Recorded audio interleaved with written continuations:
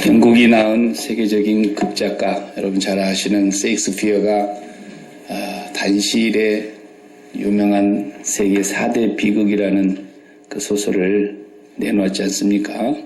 햄릿, 리어 왕, 오셀로, 맥베드 이 4권의 장편 소설이 정말 대단한 그 영향을 미쳤습니다. 대부분 장편 소설을 쓰시는 분들이나 어떤 대하 드라마를 만드시는 분들을 보면은 그래도 끝이 멋있게 끝납니다. 유정의 미를 거둔다 그러죠. 해피엔딩. 우리가 사무엘서를 상하를 다 보는데 정말 대하 드라마 같은 방대한 사울왕과 다윗왕의 역사를 다 보면서 끝이 안 좋아요. 어떻게 다윗왕의 끝이 이렇게 참 되는지 속상해요. 마음이 안타까워요. 그래서 역시 성경은 성경인가 봐요. 사람이 쓴 책이라고 할 것 같으면 끝을 좋은 것으로 마무리 짓지 않겠습니까? 왜 좋은 일도 많이 있었으니까요. 이런 건 그냥 안 쓰고 마지막에 멋있게 딱 끝내는 그런 24장이 되면 좋겠는데 24장이 얼마나 참 안타까운 장면을 또 보게 되는지요.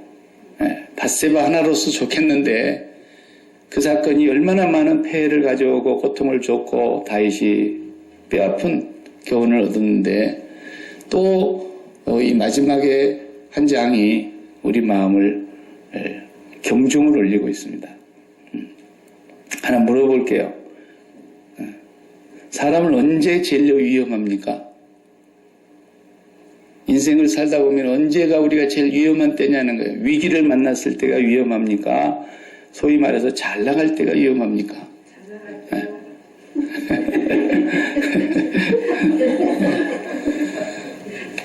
이상하네. 그렇죠? 잘 나갈 때 위험합니다. 잘 될 때 위기가 오는 겁니다. 그것이 잘 되는 것이 지속될 때에 제일 위험한 때입니다. 그래서 다윗이 우리 다 이제 봐왔기 때문에 어느 정도 다윗 그러면 그 그림이 그려지지 않아요? 시작할 때 멋있게 시작했잖아요. 골리앗 앞에서 얼마나 용맹스러운 믿음을 떨쳤습니까? 그리고 잘 시작했던 그 다윗, 사울왕에게 쫓겨다니면서도 정말 힘들었던 것은 뭐 우리가 말로 다 할 수 없지만 그래도 그때 믿음이 다 자랐고 그때 쓴 시편을 보면 어려운 환난 속에서 얼마나 주옥 같은 신앙으로 이렇게 성장해 갔는가를 우리가 보았지 않습니까? 근데 다윗이 이렇게 잘 나가는 시기에 태평성대를 이뤘다 그러죠. 그때 당시에는 뭐 왕정시대고 또 더구나 신정정치니까 백성이 번성하고 부유해지고 풍요롭게 되고 나라의 땅덩어리가 확장돼서 큰 나라를 이루고 그러면 왕이 정치 잘한 거예요. 다윗이 지금 그런 때를 맞이한 겁니다. 사방에 적들이 공격을 해오던 그것이 다윗 때 와서 완전히 다 평정이 되고 모든 주변 국가가 다 다윗에게 조공을 바치고 고개 숙이던 그런 때였습니다.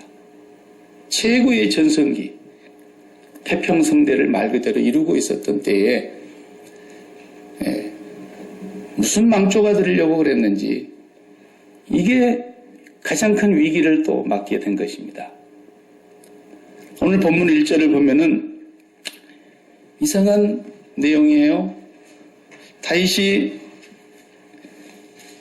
잘못한 게 없이 보일 정도로 본문 1절이 이상하잖아요. 여호와께서 다시 이스라엘을 향하여 진노하사 그들을 치시려고 다윗을 격동시키사 가서 이스라엘과 유다의 인구를 조사하라 하신지라.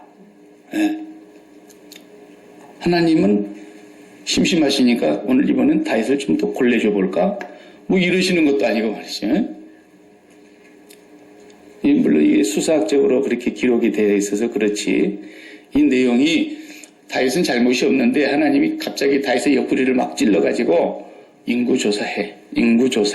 이래가지고 다윗이 인구조사를 해가지고 그럼 너 그렇지. 그리고 또 혼내키고 하나님이 사람을 무슨 강아지 데리고 노는 것처럼 그렇게 하시는 게 아니잖아요. 그런 하나님이 아니신데 이 본문이 왜 이렇게 기록이 되어 있는가? 이 본문은 여기만 기록되어 있는 게 아니라 이제 역대상하는요, 사무엘 상하와 열왕기 상하와 매우 비슷합니다. 사무엘 상하, 열왕기 상하를 딱 압축해가지고 다윗의 일생만 아주 자세하게 다윗의 왕조, 특히 북이스라엘 왕조는 말고 남쪽 유다의 왕조를 아주 정확하게 또 좋은 면만 모아서 기록을 해놨어요. 그 역대상하예요. 그러니까 읽어보면은 사무엘 하나, 열왕기 상하에서 본 내용이 그대로 글씨 토자 하나도 안 틀리고 반복되는 것도 많아요.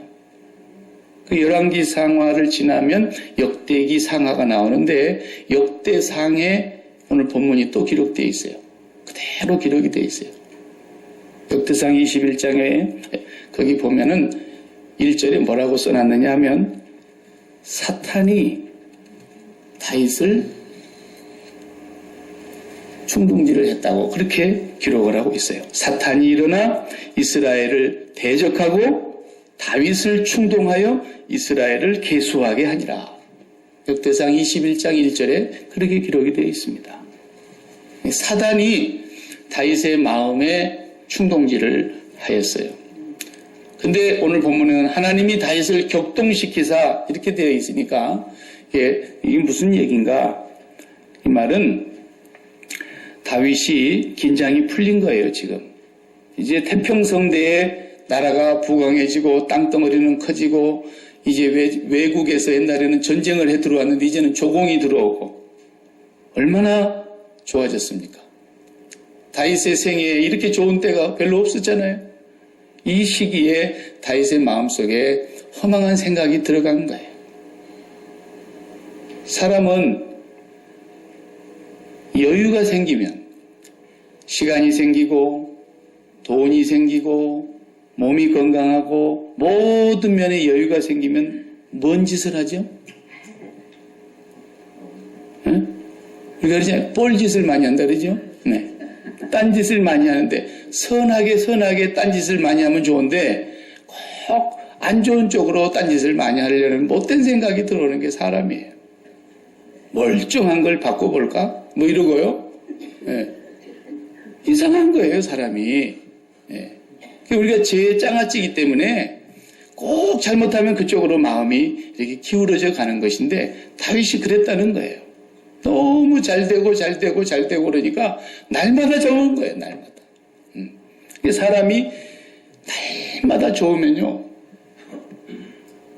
이제 배가 너무 불러서, 저도 이제 군대 생활을 좀 힘든 때를 해봤는데, 그 군대 밥이 아무렴 얼마나 좋겠습니까? 요즘은 뭐 버거도 나오고 그러더라고요. 근데 그때 밥이 뭐 얼마나 좋았겠어요. 그런데 밥맛이 꿀맛이에요. 제가 살던 우리 집 밥보다 더 나아. 우리 집 밥은 뭐 그저 먹기 싫으면 남기기도 하고 뭐 반찬이 없으면 투정도 하고 그러지만은 거기는 그냥 싹싹 비우는 거예요. 밥 한 톨 없이. 얼마나 맛이 있는지요. 그런데요, 그냥 편안하게 군대 생활하는 아이들은 잘 먹는데도 우리보다. 그래도 에이, 군대밥 못 먹겠다. 사제밥 먹어야지. 그러면서 밖에 나서 사 먹어요. 사람이 편하면 앉으면 눕고 싶고요. 그런 거예요. 그러니까 이스라엘 백성들이 그걸 보여주지 않습니까? 광야 교회의 그림이 오늘 우리를 보여주고 있는 모습 아닙니까? 출애굽을 해가지고 말이죠. 그냥 홍해바다를 기적같이 건너는데 목청이 쉬도록 찬양을 불렀어요. 출애굽기 보면은. 그리고 조금 지나는데 먹을 거 식량 갖고 나온 거 다 떨어졌어요. 그럼 뭐가 나옵니까? 하늘에서 이슬비 같은 것이 내리는데 수북이 쌓이는 거예요. 너무 좋아서 이게 웬 떡이냐 그랬어요. 만나라는 말을 해석하면 이것이 무엇이냐 그런 뜻이거든요. 만이라는 것은 무엇이냐라는 거고, 나라는 것은 이것이라는 거예요. 이것이 뭐냐, 이게 웬 떡이냐, 그런 감동스러워가지고 막. 그래가지고 너무 맛있으니까 하루 분씩만 가져가라는데 꼭 거기서 말 안 듣는 사람이 이틀분 가져가가지고 벌레나서 못 먹고 냄새나서 썩어서 다 버려놓고도 그렇게 맛있어가지고 하루분만 날마다 줄 테니까. 그런데도 이틀분 가져가고 그렇게 좋아했던 때가 있었어요. 근데 날이면 날마다 그걸 반복되고 기적이 반복되니까 일상이 돼버린 거예요. 그리고 나서는 이걸 먹으라고 주냐 그랬어요. 나중에 이 박한 식물을 우리가 싫어한다. 그 박하다라는 말은 이렇게 맛없고 쓸모없고 가치 없는 걸 주냐 그 말이거든요. 그러니 사람이 그런 겁니다. 여러분 매일 해가 동쪽에서 올랐다가 서쪽으로 넘어가니까 그게 일상이고 자연인 것 같죠. 기적입니다. 기적. 네. 그런데 우리는 그것이 태어나서부터 지금까지 날마다 반복되니까 아무렇지도 않는 거예요.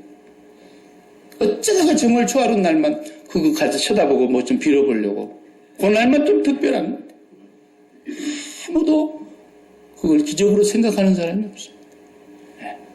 전에도 제가 말씀드린 기억이 납니다만은 아담과 하와가 그 맛있는 과일들과 풍성한 것들을 먹으면서 다 먹고 배가 빵빵히 불렀는데 한 몇 시간 지난 뒤에 아래서 근질근질하면서 뭐가 나오는데 이게 뭔 일이냐. 너무 신기했을 것 같아. 배설할 때. 신기한 게 나오잖아요. 가래떡같이. 응? 근데요.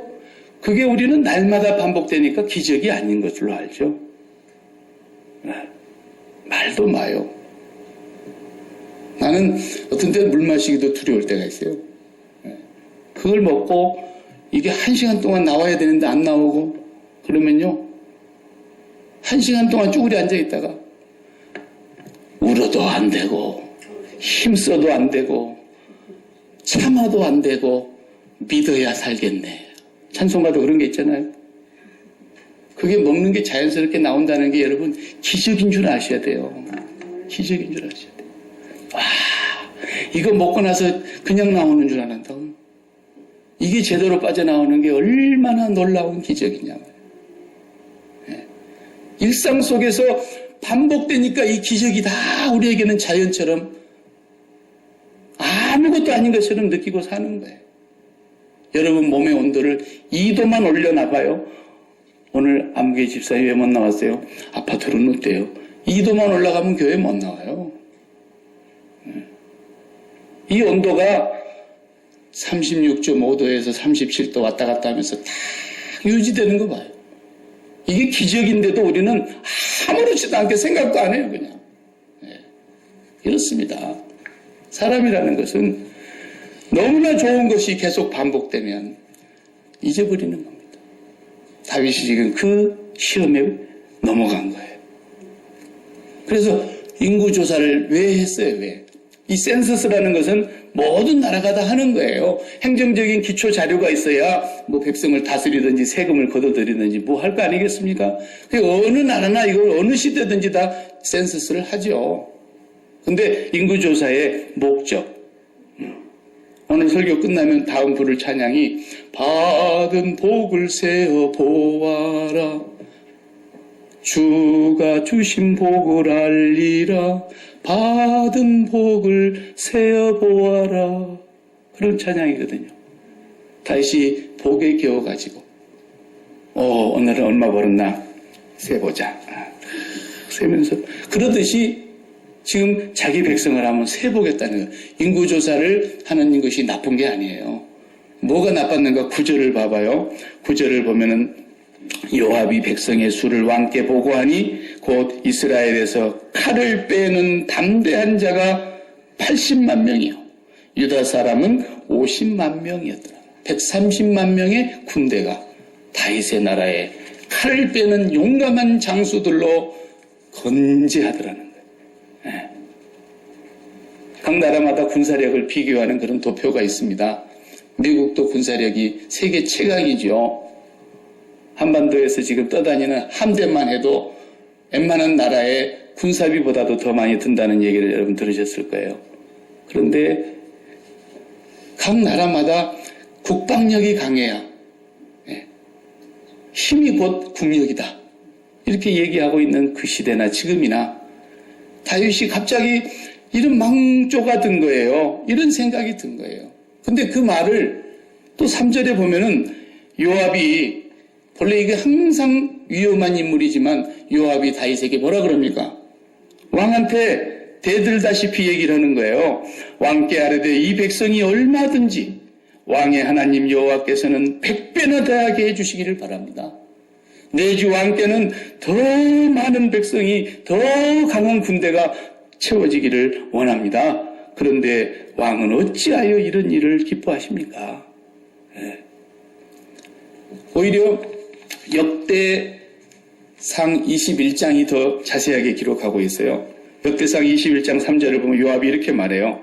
요압이 아뢰되 여호와께서 그 백성을 지금보다 100배나 더하시기를 원하나이다. 내 주 왕이여 이 백성이 다 내 주의 종이 아니니까 내 주께서 어찌하여 이 일을 명령하시나이까? 어찌하여 이스라엘이 범죄하게 하시나이까? 나같이 부족한 종도 이것이 지금 하나님 앞에 큰 죄를 범하는 잘못된 일이라는 걸 알겠는데 내 주 왕께서는 어찌하여 이런 일을 나한테 시키십니까? 시쳇말로 계도하는 얘기를 왜 나한테 당신은 모릅니까? 그 말이에요. 왜 당신이 지금 이러십니까? 왜 그러십니까?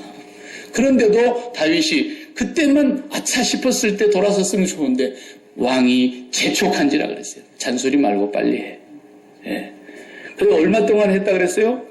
9달 20일 동안을, 근 10달 가까운 기간 동안을 전국을 돌아다니면서 이 센서스를 마친 거예요. 그리고 왕한테 와서 보고하는데 왕이시여 군대 중에 칼을 빼는 자가 이스라엘 백성 가운데는 80만 명이며 유다 족속들 가운데는 50만 명이 되었습니다. 130만 명이라고 하는 강한 군대를 갖고 있다는 것을 그 위용을 나타내려고 했던 거죠. 그리고 10절을 우리 다 같이 한번 다시 봅시다. 다윗이 백성을 조사한 후에 그의 마음에 자책하고 다윗이 여호와께 아뢰되 내가 이 일을 행함으로 큰 죄를 범하였나이다. 여호와여 이제 간구하옵나니 종의 죄를 사하여 주옵소서. 내가 심히 미련하게 행하였나이다 하니라. 아멘. 심히 미련하게 행하였죠. 큰 죄를 범했다는 걸 이제 안 거예요. 모세도 신명기에 보면은 이스라엘 백성들을 들여보낼 때 자기는 못 들어가니까 하나님께서 주시는 말씀을 다시 설교하고 반복하고 주시는데 신명기 8장의 내용의 설교를 보면 그런 얘기하지 않습니까? 내가 오늘날 내게 명하는 여호와의 명령과 법도와 규례를 지키지 아니하고 내 하나님 여호와를 잊어버리지 않도록 삼가할지어다. 네가 먹어서 배부르고 아름다운 집을 짓고 거주하게 되며 또 내 소와 양이 번성하며 내 은금이 증식되며 내 소유가 다 풍부하게 될 때에 내 마음이 교만하여 내 하나님 여호와를 잊어버릴까 염려하노라. 야, 다윗에게도 이런 일이 벌어지더라 이거예요. 하나님을 잊어버리는 거예요. 부유하고 배부르고 풍성해질 때 태평성대의 시절이 날마다 날이면 날마다 반복되니까 동쪽에서 해 떠서 서쪽으로 넘어가는 일상처럼 여기고 이제는 쓸데없는 생각까지 들더라는 거죠. 그래서 인구조사를 통해서 그는 큰 죄를 범하고 맙니다. 그러니까 우리가 살면서 이 숫자 노름이라는 거 이거 정말 조심해야 됩니다. 목사들 또 모이면 이제 12월 달 지나고 1월 달에 뭐 또 어떻게 하다 보면 모이게 되는 때가 되면 첫 마디가 예산 얼마나 세웠어? 이런 얘기. 교인 얼마나 모여요? 또 교인들끼리 모이면 그러지. 자기가 큰 교회면 자기 믿음이 큰 믿음인 줄 알아. 난 제일 그게 기가 막혀. 대화해보면 믿음은 쥐꼬리만도 안 되는데 하다만 바른 믿음이면 계좌시 하나만 해도 괜찮지만 큰 교회에 속해 있으면 막 믿음이 큰 줄 아는 거. 난 제일 기가 막힌 게 그겁니다. 교인들끼리 모이면 맨 하는 얘기가 몇 명 모여 그래. 목사들 맨 모이면 올해 예산 얼마 세웠어? 이따죠. 왜 이렇게 세상에 나가보세요. 여러분 세상에 나가서 사니까 알잖아요. 눈 뜨자마자 해 뜨는 데부터 해 지는 데까지 온 세상에 속한 모든 사람들이 하루 종일 모아다 오는 거예요. 숫자 세다 오는 거 아닙니까? 그 가치관이 다윗에게도 쏙 들어온 거예요. 내 나라가 얼마나 큰가 한번 계산해보죠. 네. 복을 헤아리는 것은 나쁜 것이 아니죠. 내가 하나님께로부터 받은 복이 얼마나 큰가. 그걸 헤아리는 게 왜 나빠요? 그런데 복을 세다가 망한 거 아닙니까 지금. 네. 복을 여러분 세보세요. 세보세요. 그러나 복을 셀 때마다 여러분이 시험에 들지 않고 유혹에 넘어지지 않을 길을 제가 가르쳐 드릴게요. 내가 복 받은 걸 한 모금 싹 들이키시고 좋다 그러지 마시고 복을 센 뒤에 주님의 십자가의 살과 피를 먹으라고요. 이렇게 먹고 이렇게 먹으면 되는 거예요. 계속 매운 것만 먹으면 안 됩니다. 계속 단 것만 먹으면 안 됩니다. 그 적당히 물을 섞어서 중화시켜야지. 그러니까 우리가 하나님께로부터 받은 복을 날마다 헤아려 보십시오. 받은 복을 헤아려 보십시오. 그러나 내 마음이 거기에 붙지 않도록 십자가에 흘리신 보혈의 피를, 주님의 살과 피를 늘 영원한 생명의 떡으로, 생명의 음료로 먹고 마셔야 하는 것입니다. 그래야 우리가 안 넘어지는 거예요.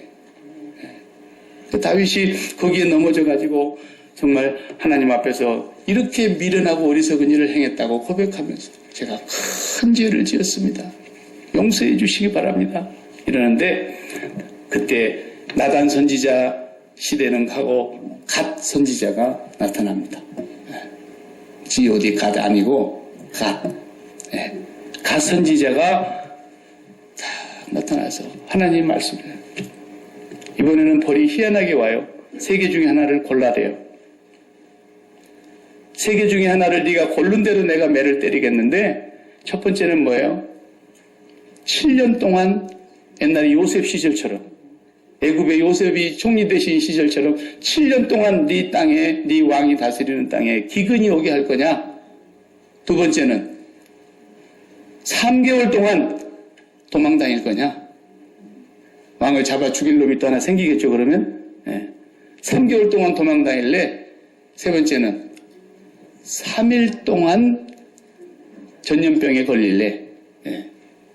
그러니까 다윗이 가만히 생각해봤죠. 여러분 뭐 어떤 걸 선택하고 싶어요? 7년을 하겠어요? 3개월 하겠어요? 3일 하겠어요? 아이고, 매를 맞아도 짧게 맞아야지. 3일만. 그랬는데 3일을 선택하고 났더니 기가 막힌 일이 벌어졌어요. 전염병이 퍼졌는데 단에서 부엘세바까지 그랬잖아요, 오늘 본문에. 그리고 이스라엘 저 북쪽에서 남쪽 끝까지 그 말이에요. 백두산에서 제주도까지라는 말이에요. 전국적으로 전염병이 확산이 돼가지고 몇 명이 죽었어요? 7만 명이 죽었어요. 전국적으로 7만 명. 물론 다윗 한 사람이 잘못해서 7만 명이 다 죽었다고 저는 그리 보지는 않습니다. 하나님께서 7만 명 죽일 사람을 하나님이 골라서 죽이셨겠지. 아무나 죽이셨겠습니까만. 우리가 요즘 같은 세상은 이제 전 세계가 그냥 손바닥 안에서 다 들여다보는 시대니까 뭐 고국이든 우리 미국이든 마찬가지지만은 뭐 AI 고병원성 뭐 조류 독감 바이러스 이런 거 하나 발견되면 요번도 또 뭐 뉴스 나오더만요. 전라북도 어디서 발견이 됐다면서요. 그럴 때마다 온 전국에 있는 농가들이 닭 키우는 사람들, 돼지 키우는 사람들, 소 키우는 사람들 비상이에요, 비상. 예? 아예 그냥 산채로 다 땅 파고 갔다가 산채로 묻어버리지 않습니까? 소도 다 갖다 묻어버리고 광우병 한번 얘기하면 돼지도 그냥 수백만 마리가 땅에 가서 그냥 산채로 다 파묻어버리고 예? 전국적으로 이 병이 퍼지기 시작하면 큰일 나니까 그 동물병도 한번 소문나니까 이렇게 벌벌벌 떨고 그냥 백화점마다 뭐 고기 사다 먹던 사람들, 닭고기 먹던 사람들, 통닭 먹던 전부 다 그냥 팔이 날리고요. 그런데 사람이 7만 명이 죽었어요. 사람이. 미국 같은 나라에도 만약에 50개 주 전체 저 알래스카부터 시작해서 저 남쪽에 뉴멕시코주까지 플로리다 끝까지 동서로 다 7만 명이 죽었다고 해보세요. 보통 사건이 아니죠. 왜 이랬겠어요? 다윈 네가 숫자 헤아리고 있어? 그 숫자가 지금 네 군대가 지금 130만 명이라서 네 나라가 지금 유지되고 있다고 생각하냐? 네. 하나님이 3일 만에 7만 명을 없앴다. 네. 하나님이 정말로 싫어하시는 것이요. 잠언 6장 16절 17절에 나와 있죠. 하나님이 제일 싫어하는 것이 옛 7가지니 6가지 7가지라 그랬어요. 하나님이 제일 싫어하는 그 첫 번째가 뭐라 그랬어요? 곧 교만한 눈과 그랬어요. 교만한 것이에요. 교만이 뭔지 아세요? 내 생각 속에서 하나님을 지워버리는 거예요. 내 마음 속에서 하나님을 빼버리는 거예요. 그리고 나서 모든 것이 내가 드러나는 겁니다. 이게 교만인 것이죠. 사람은 누구나 다 그런 위험이 도사리고 있는 유혹 앞에 있다는 걸 알아야 됩니다. 큰 일을 이룬 사람들, 그 이름을 높이면서 상도 주고 그 업적을 기리고 그러는데요. 그것도 나름대로 의미는 있기는 있지만 그것으로 인해서 사람이 드러나는 거 하나님은 정말로 싫어하십니다. 조심해야 됩니다.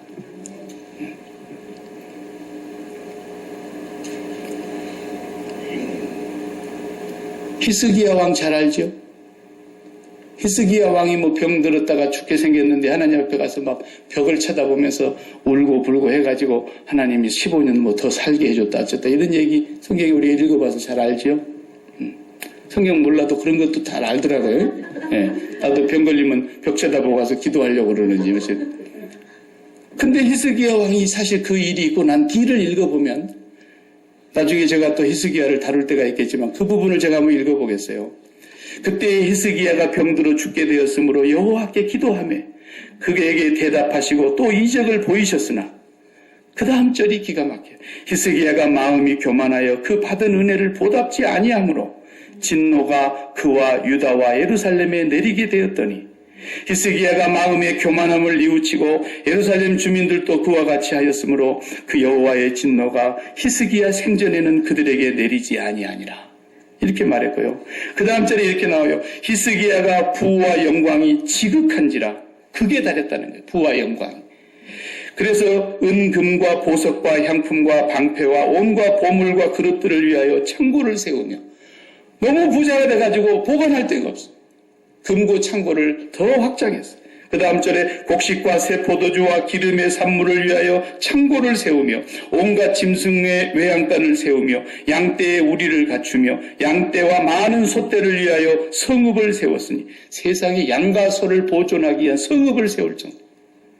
이는 하나님이 그에게 재산을 심히 많이 주셨음이며 이 히스기야가 또 기온의 윗샘물을 막아 그 아래로부터 다윗성 서쪽으로 곱게 끓여들였으니 히스기야가 그 모든 일에 형통하였더라. 그 히스기야가 땅 속으로 바위를 뚫어서 샘물이 성 안으로 흘러들어오게 했어요. 워낙에 외적이 들어와가지고 물 근원을 막으니까. 그것이 지금 발견돼서 성지순례 간 사람들 그 수로 터널을 다 갔다 오잖아요. 그런데 그 다음 절에 또 기가 막혀. 그러나 바벨론 방백들이 히스기야에게 사신을 보내요. 너무 부자가 되니까 바벨론에서 사신이 찾아왔어요. 그리고 와서 뭐라 그랬어요? 그 땅에서 나타난 이적을 물을 때 어떻게 해서 당신이 이렇게 나라가 창대하고 부와 영광이 극에 달했습니까? 바벨론 신하들이 와서 묻는 거예요. 그러니까 그 다음 절에 뭐라고 나옵니까? 하나님이 히스기야를 떠나시고 그 심중에 있는 것을 다 알고자 하사 테스트하셨더라 그랬어요. 이야, 놀랍죠? 그 말을 묻는 순간에 하나님이 히스기야의 마음을 잠깐 떠나시고 저놈이 뭐라고 대답하나 보자 이를 봤다는 거예요. 근데 히스기야가 그때 또 넘어진 거예요. 그 대신들을 데리고 바벨론 대신들을 데리고 자기가 지은 그 국고성을 다 보여준 거예요. 보십시오. 그리고 났더니 사신들이 다 떠나간 뒤에 이사야 선지자가 오잖아요. 당신이 오늘 열어 보여준 모든 것이 바벨론으로 다 넘어갈 것입니다. 그랬어요. 거기서 하나님을 자랑했어야 돼요. 하나님을 자랑했어요. 네. 성도의 복이 뭐예요? 땅에서 많은 것을 쌓아두는 것이 복이겠습니까? 그래도 꼭 두 사람은 나한테 주면 나는 절대로 안 그럴 텐데 그런 사람이 있어요. 근데 다윗이 안 되면 우리가 안 된다는 거예요. 네, 안 됩니다. 그리고 사람이 아나무인이 돼요. 조금만 내 마음에 비 거슬리는 사람이 있으면 사람 취급 안 해버려요, 그냥. 돈이 많은 사람들 중에 그런 범죄하기 쉬워요. 조심해야 됩니다. 네. 박 목사에게도 그런 돈을 하나님이 주셔봐요. 나한테 와서 깝죽거리는 교인들 내가 가만 놔두나. 별거 아니에요, 사람. 별거 아니에요. 내가 굉장한 사람인 것 같지만 아니에요. 다윗이 안 되면 다 안 되는 것을 겸손히 고백할 수 있어야 돼요. 네. 성도의 복은 시편 73편을 읽어보세요. 시편 73편을 보면 다윗이 정말 다윗의 그 성가대 대장 다윗의 시대에 아삽이 쓴 시 아닙니까? 그 시편 73편은 기가 막힙니다, 여러분. 너무너무 세상에 못된 사람들, 악한 사람들, 불의한 사람들, 남한테 악을 행하는 사람들, 이런 사람들이 더 잘 되더라는 거예요. 잘 되더라는 거예요. 의를 행하고 정직하게 살려고 하고 진리를 따라서 살려고 몸부림치는 사람이 잘 되는 게 아니라 못된 놈들이 더 잘 되더라는 거예요. 그래서 속으로 위로를 받기를 저놈들은 나중에 죽을 때 발광하다 죽겠지. 그랬더니 죽을 때 가서 보니까 편안히 죽더라는 거예요.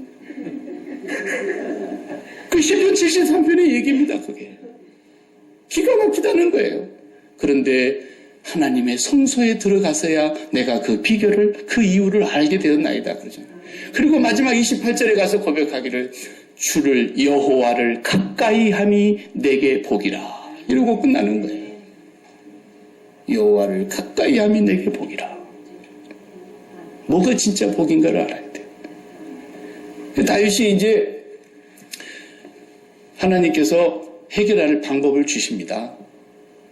매를 때려도요, 하나님은 살릴 정도로 때려놓고 그 다음에 완전히 살리셔요. 갓 선지자를 통해서 뭐라 그럽니까? 아리우나의 타작마당에 가서 네가 나한테 번제와 제사를 드려라. 그럼 내가 이 죄를 사하겠다. 그래요. 그러니까 이제 아리우나라고 나오지만 역대상에는 오르난이라고 나와요. 같은 이름이에요. 똑같은 이름인데 이쪽에서는 아리우나로 번역했고 저쪽에는 오르난이라고 했는데 오르난이라고 하는 사람이 백성이 다윗의 백성이에요. 그 왕과 신하들이 다 와가지고 오르난이 타작마당에 있는데 거기 온단 말이에요. 그리고 왕이 우리 집을 납시니까 얼마나 영광입니까? 그래 나가가지고 그냥 납작이 엎드려서 왕을 영접을 하니까 왕이 하는 말이 우리가 지금 후본부 10절 이후를 안 읽었지만 거기 뭐라 그래요? 왕이시여 어떤 일이십니까? 그러니까 내가 당신의 여기 타작마당을 사서 여기서 여호와께 번제를 드려야 되겠는데 나한테 그걸 파시오. 그러니까 아유 왕이여 무슨 말씀입니까? 팔다니요. 왕께서 여호와께 제사를 드리겠다는데 여기 있는 모든 걸 다 그냥 드리겠습니다. 여기 소의 번제물도 드리겠고 번제에 필요한 장작더미도 다 주겠고 이 땅도 다 왕께 다 바치겠으니 얼마나 영광입니까? 그런데 다윗이 그걸 거절합니다. 아니다. 내가 이걸 꼭 사야 된다. 그리고 그걸 다윗 앞으로 다 삽니다. 돈을 주고. 그리고 거기서 번제와 화목제를 드립니다. 우리가 다 못 읽었죠? 마지막 절을 읽어보세요. 마지막 절 25절을 보면은 24절을 제가 읽을게요. 왕이 아리우나에게 이르되 그렇지 아니하다. 내가 값을 주고 내게서 살이라. 값 없이는 내 하나님 여호와께 번제를 드리지 아니하리라. 하고 다윗이 은 50세겔로 타작마당과 소를 사고 다같이 그곳에서 여호와를 위하여 단을 쌓고 번제와 화목제를 드렸더니 이에 여호와께서 그 땅을 위한 기도를 들으시매 이스라엘에게 내리는 재앙이 그쳤더라. 아멘. 아멘. 이러고 다윗이 끝나는 거예요. 그래도 최후는 해피엔딩이에요. 하나님께서 다윗에게 그 제사를 드림으로써 재앙을 멈추고 용서받는 길을 딱 열어놓으시고 다윗이 끝나는 거예요. 그리고 솔로몬에게로 넘어가는데 솔로몬 이제 읽어보면은 역대하가 이제 솔로몬 얘기죠. 역대하 3장 1절을 딱 보시면 솔로몬이 다윗이 준비해놓은 성전을 건축하는데 어디서 건축합니까? 바로 여기 오늘 사놓은 요 아리우나의 타작마당에서 예루살렘 성전을 건축합니다. 그 땅이 바로 어떤 땅입니까? 예수 그리스도의 모형이었던 아브라함의 독자 이삭을 번제단에서 바치려고 했던 모리아산 그 자리입니다. 예. 뭐가 그림이 보이죠? 예. 여호와께서는 예배의 장소에 거기에서 예배함으로 그 성전이 지어지는 그 장소에 거기서 이스라엘 백성들의 죄를 용서하시고 모든 재앙을 멈추게 하십니다. 그 성전을 주님이 말씀하실 때 뭐라 그랬어요? 이 성전을 헐어라 내가 사흘 만에 다시 세우리라 하시면서 자기 몸을 성전으로 우리에게 주셨어요. 이스라엘 성전이 이제는 하나님의 전이 아니라 진짜 하늘의 성소가 땅에 내려오셨고 당신의 몸을 우리에게 성전으로 주셨어요. 그래서 우리는 예수 그리스도를 믿음으로 말미암아 그 대가 때문에 우리 몸이 성전되어 하나님을 만나게 되는 거예요. 다윗의 그림자는 다윗의 모형은 바로 예수 그리스도를 보여주고 있는 거예요. 모든 백성이 다 멸망받아야 되고 재앙으로 심판을 받아야 되는 그곳에 예배를 통해서 모든 재앙이 벗어나게 하고 심판이 끝나게 하신 사건이 바로 예수 그리스도의 보혈의 피값을 통해서 그분이 이루신 성소를 통해서 우리가 하나님을 만나게 됐단 말이에요. 다윗의 그림은 예수 그리스도의 모형이에요. 다윗의 왕국은 이 땅의 교회의 모습이에요. 그걸 보여주고 계시는 거예요. 그래서 예배는 절대로 대가 없이 드려질 수가 없는 거예요. 다윗이 그걸 왕 앞에서 그렇게 신하가 주겠다, 백성이 주겠다는데 그럼 당신의 성의가 지극하다. 그러고 받으면 되는데 안 받는 거예요. 반드시 그걸 사서 대가를 지불하고 그리고서야 제사를 드렸어요. 오늘 우리가 하나님을 만날 수 있는 길은 예수 그리스도의 십자가의 피의 대가가 아니면 그분이 성량해 주신 그 공로가 아니면 하나님 앞에 예배 드릴 수 없어요. 하나님 만나질 수가 없어요. 이 엄청난 영광을 우리가 예배를 통해서 날마다 경험하는 거예요. 우리 몸인 성전, 성령을 모시고 계시는 하나님의 성전, 이 성전이 매일 예배할 수 있는 것은 예수 그리스도의 구속의 은혜 때문인 거예요. 그 대가가 다윗의 왕국을 통해서 우리에게 지금 보여주고 계시는 것입니다. 성도의 복이 무엇인가? 오늘로서 다윗의 나라가 끝나지만 제가 또 내년에는 솔로몬의 나라를 또 세울 거예요. 내년 우리 교회 표어가 반석 위에 세운 교회예요. 그 반석 위에 세운 교회의 그림자가 솔로몬 왕의 통치입니다. 그걸 우리가 보면서 성경은 우리 모든 성도들의 시선이 예수 그리스도를 통하여 하나님을 예배하게 하는 것입니다.